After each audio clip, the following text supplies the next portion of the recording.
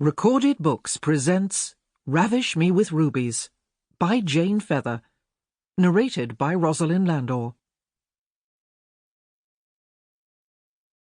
Chapter 1.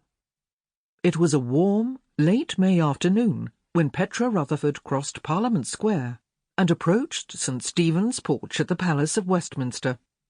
The police officer on duty in front of the great oak door regarded her with a suspicious frown. "Can I help you, madam?" Petra's smile was bland.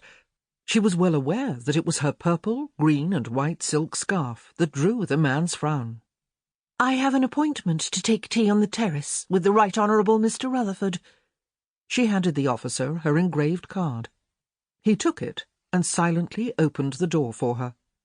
The sergeant-at-arms stepped forward instantly to take the card handed to him by the policeman. "If you would care to follow me, madam."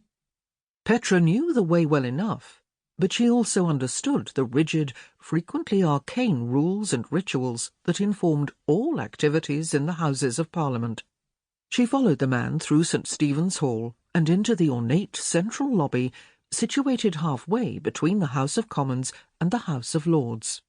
"If you'll take a seat, Miss Rutherford, I will send a card messenger to inform the honourable member of your arrival." He gestured to the padded benches around the hall. "Thank you." Petra glanced around the crowded lobby, looking for anyone she might know.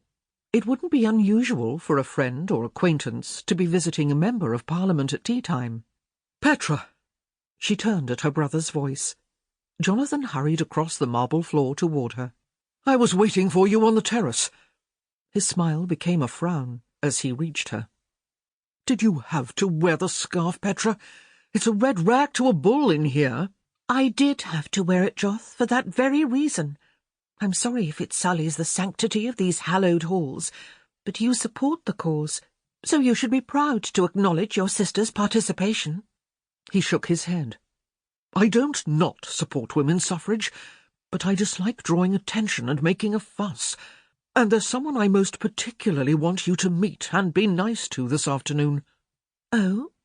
She looked at him curiously. "Someone I don't know?"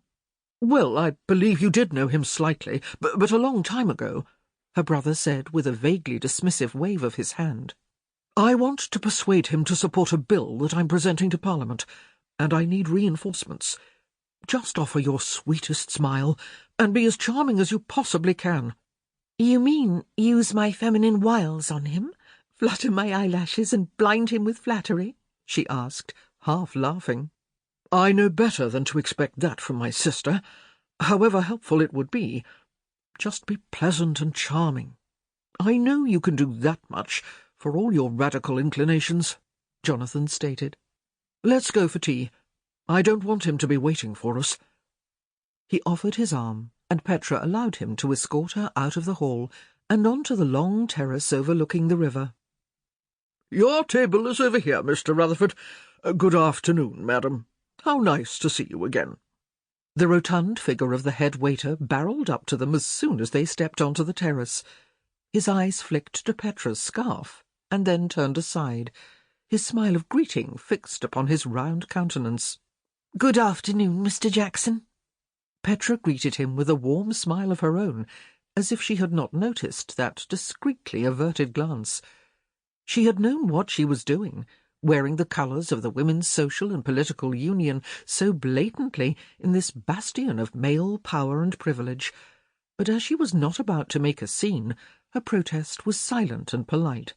It would still ruffle feathers, though. She followed the waiter and her brother through the tables where conversation was low-voiced, and whose occupants concentrated on the matter in hand, showing no interest in those around them. The table was set for 3, she noticed, as she took her seat facing the Thames. Jonathan took the seat opposite, leaving the one next to her free. "So who is your mysterious guest, Joth?" she inquired, shaking out her napkin and laying it across her lap. "He's a member of the House of Lords."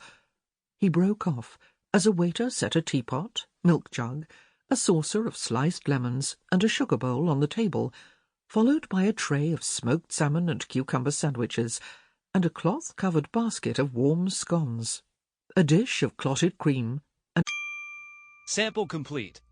Ready to continue?